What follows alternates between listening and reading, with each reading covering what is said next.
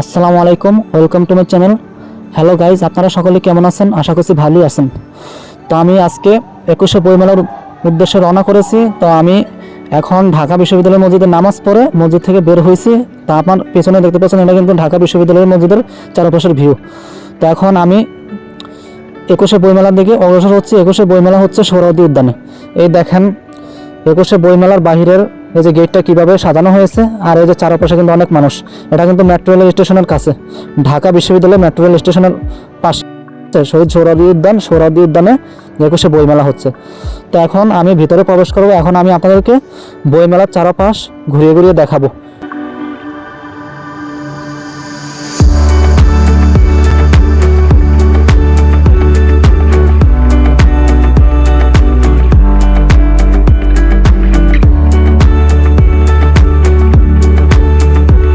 সম্মানিত উপস্থিতি, আজ আমি যে বিষয় নিয়ে কথা বলতে দাঁড়িয়েছি তা কেবল একটি মেলা নয়, একটি উৎসব নয়, এটি একটি সাময়িক আয়োজনও নয়, এটি একটি জাতির আত্মার প্রতিফলন। এটি আমাদের ভাষা, সংস্কৃতি, ইতিহাস ও ভবিষ্যতের সম্মিলিত রূপ। এটি বাঙালির প্রাণের উৎসব, অমর 21শে বইমেলা, যা অনুষ্ঠিত হয় ঢাকার ঐতিহাসিক প্রাঙ্গণ সোহরাওয়ার্দী উদ্যানে। এই বইমেলা শুধুমাত্র বই কেনাবেচার স্থান নয়, এটি একটি চেতনার ধারক। এটি এমন একটি ক্ষেত্র যেখানে অতীত, বর্তমান ও ভবিষ্যৎ একসাথে মিলিত হয়। এখানে ভাষার জন্য আত্মত্যাগের স্মৃতি যেমন জাগ্রত থাকে, তেমনি স্বাধীনতার সংগ্রামের অগ্নিশিখা প্রজ্বলিত থাকে। সোহরাওয়ার্দী উদ্যান বাংলাদেশের ইতিহাসের অন্যতম গুরুত্বপূর্ণ স্থান। এক সময় এর নাম ছিল রেসকোর্স ময়দান। এই স্থান শুধু একটি উন্মুক্ত সবুজ প্রান্তর নয়, এটি ইতিহাসেরও ধারক ও বাহক। 1971 সালে 7 মার্চ এখানে লক্ষ লক্ষ মানুষের সামনে বজ্রকণ্ঠে ভাষণ দেন জাতির নেতা বঙ্গবন্ধু শেখ মুজিবুর রহমান। তার সেই ঐতিহাসিক আহ্বান, এবারের সংগ্রাম আমাদের মুক্তির সংগ্রাম, এবারের সংগ্রাম স্বাধীনতার সংগ্রাম, জাতিকে মুক্তিযুদ্ধের পথে উদ্বুদ্ধ করে। এই স্থানে 16ই ডিসেম্বর পাকিস্তানি হানাদার বাহিনী আত্মসমর্পণ করে, জন্ম নেয় স্বাধীন বাংলাদেশ। এমন একটি ঐতিহাসিক প্রাঙ্গণে যখন বইমেলা বসে, তখন সেটি শুধুমাত্র সাংস্কৃতিক আয়োজন থাকে না, সেটি হয়ে ওঠে জাতীয় চেতনার এক মহাসম্মেলন। অমর 21শে বইমেলার সূচনা ভাষা আন্দোলনের স্মৃতিকে কেন্দ্র করে। 1952 সালের 21 ফেব্রুয়ারি বাংলা ভাষা রাষ্ট্রভাষার মর্যাদার প্রতিষ্ঠার দাবিতে রাজপথে নেমে আসা ছাত্রদের উপর গুলি চালানো হয়। সালাম, বরকত, জব্বার সহ অনেকেই শহীদ হন। তাদের স্মৃতির প্রতি শ্রদ্ধা জানিয়ে ফেব্রুয়ারি মাস জুড়ে বইমেলার আয়োজন করা হয়। এই মেলার আয়োজক প্রতিষ্ঠাতা হলো বাংলা একাডেমি। প্রথম দিকে এটি সীমিত পরিসরে বাংলা একাডেমি প্রাঙ্গণে শুরু হলেও সময়ের সাথে সাথে প্রকাশনা শিল্পের প্রসার, পাঠকের সংখ্যা বৃদ্ধি এবং সাংস্কৃতিক পরিসরের বিস্তারের কারণে মেলাটি সম্প্রসারিত হয়ে সোহরাওয়ার্দী উদ্যানে স্থানান্তরিত হয়। আজ এটি দেশের সবচেয়ে বড় সাংস্কৃতিক উৎসব এবং বাংলা ভাষাভাষীদের অন্যতম প্রধান মিলন মেলা। মেলার প্রবেশপথেই থাকে বর্ণমালার শৈল্পিক উপস্থাপন। বাংলা বর্ণমালা দিয়ে তৈরি নকশা, আলোকসজ্জা ও ভাষা শহীদের স্মৃতিস্তম্ভের প্রতিরূপ দর্শনার্থীদের আবেগ আপ্লুত করে। স্টলগুলো সাধারণত বিষয়ভিত্তিক বা প্রকাশনা সংস্থা ভিত্তিকভাবে সাজানো হয়।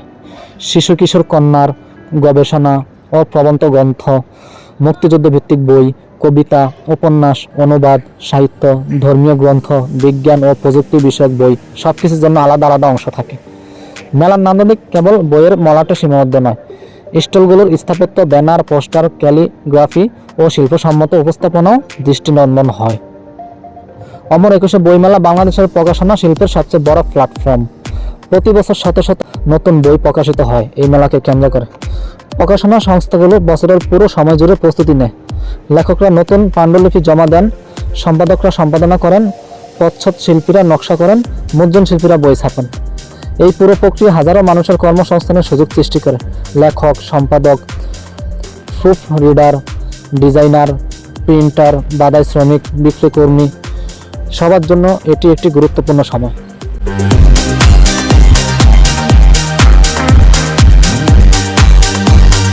পাঠকের মিলন মেলা। বইমেলার সবচেয়ে বড় আকর্ষণ হলো লেখক ও পাঠকের সরাসরি সাক্ষাৎ। পাঠকরা তাদের প্রিয় লেখকের সাথে কথা বলেন, বইয়ের স্বাক্ষর নেন, মতামত জানান। অনেক সময় দেখা যায় একজন পাঠক তার জীবনের গল্প বলতেছেন, কিভাবে একটি বই তার চিন্তাভাবনা বদলে দিয়েছে। লেখকও অনুপ্রাণিত হন। এই পারস্পরিক সম্পর্ক সাহিত্যকে জীবন্ত রাখে।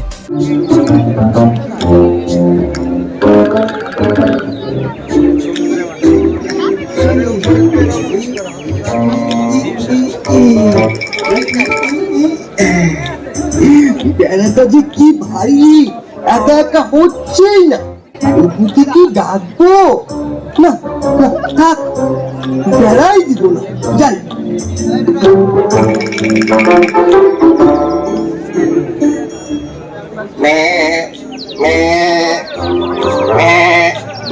এই পথ দিয়ে যখনই যাওয়া আসা করি, খুব সুন্দর সুন্দর চারা গাছ দেখি। গাছগুলো নিশ্চয়ই অপু আর টিটু লাগিয়েছে। হাই,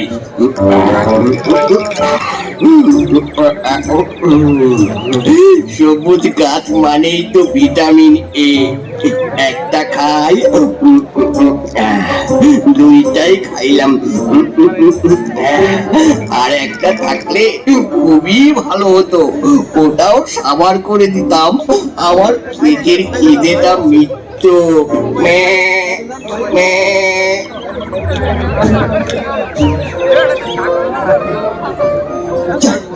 এবার আমার চারা গাছটা দেখে আসি।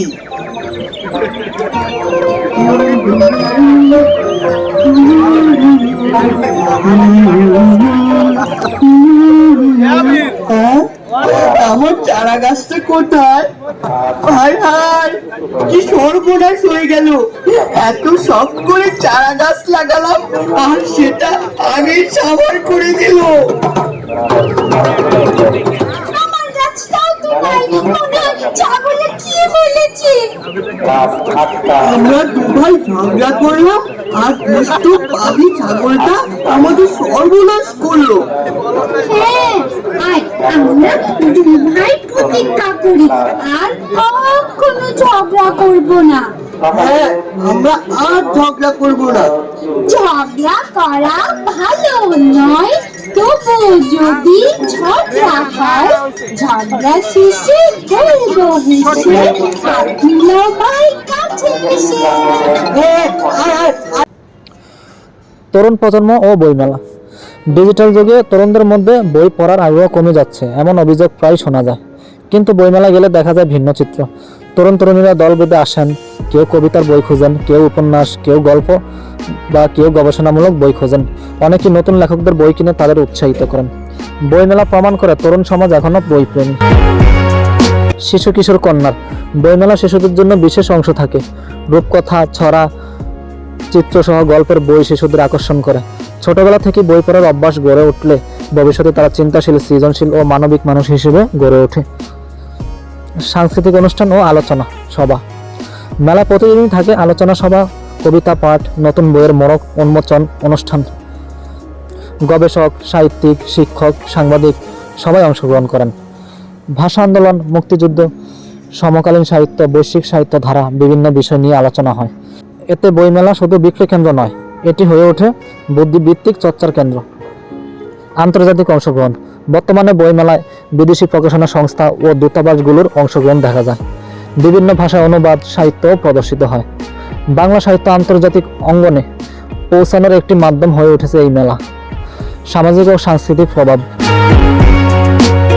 বইমেলা সমাজে ইতিবাচক প্রভাব ফেলে। এটি মানুষকে চিন্তাশীল করে, সহনশীলতা শেখায়, বৈচিত্র্য গ্রহণ করতে শেখায়। বই পড়া মানুষ যুক্তি নির্ভর হয়, সহকর্মী হয়, সহমর্মী হয়, মানবিক হয়। ডিজিটাল যুগে বইমেলার চ্যালেঞ্জ। ইবুক, অডিও বুক ও অনলাইন প্ল্যাটফর্মের যুগে মুদ্রিত বইয়ের বাজার কিছুটা চ্যালেঞ্জের মুখে পড়েছে। তবুও বইমেলা দেখায় মানুষ এখনো হাতে বই নিয়ে পড়তে ভালোবাসে। বইয়ের গন্ধ, পাতা, উল্টানো শব্দ এসবের বিকল্প এখনো তৈরি হয়নি। পরিবেশ ও ব্যবস্থাপনা। বৃহৎ আয়োজন হওয়ায় নিরাপত্তা, পরিবেশ রক্ষা ও পরিচ্ছন্নতা বড় চ্যালেঞ্জ। তবে কর্তৃপক্ষ পর্যাপ্ত নিরাপত্তা ব্যবস্থা গ্রহণ করে এই বইমেলাতে। পরিবেশ বান্ধব উপকরণ ব্যবহারের উদ্যোগও নেওয়া হয়েছে। ব্যক্তিগত অভিজ্ঞতা। প্রথমবার বইমেলায় গিয়ে আমার মনে হয়েছিল আমি যেন বইয়ের সমুদ্রে দাঁড়িয়ে আছি। চারিদিকে শুধু বই আর বই। একটি স্টলে দাঁড়িয়ে নতুন কবিতার বই কিনেছিলাম। লেখকের স্বাক্ষর নিয়ে মনে হয়েছিল এ যেন জীবনের এক বিশেষ মুহূর্ত। ভাষা, স্বাধীনতা ও বইমেলার সম্পর্ক। ভাষা আন্দোলন আমাদের শিখিয়েছে ভাষা শুধু যোগাযোগের মাধ্যম নয়, এটি আত্মপরিচয়। স্বাধীনতা যুদ্ধ শিখিয়েছে সংস্কৃতি রক্ষার জন্য প্রয়োজনীয় জীবন দিতে হয়। বইমেলা সেই ভাষা ও স্বাধীনতার চেতনাকে ধারণ করে।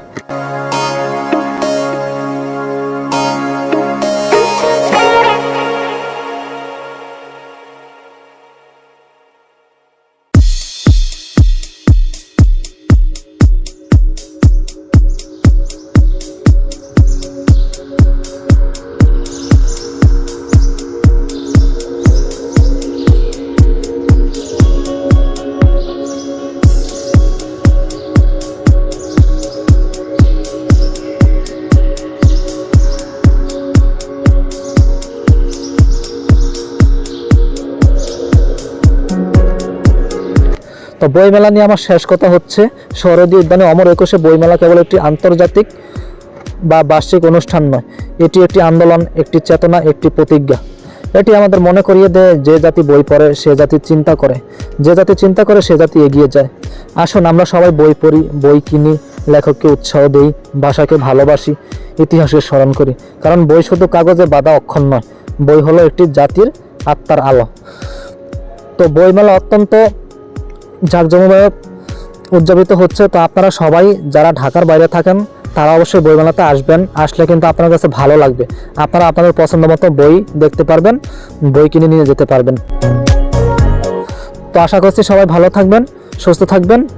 আমার আজকের বইমেলার এই ব্লগটি আজকে এখানেই শেষ করলাম। আসসালামু আলাইকুম।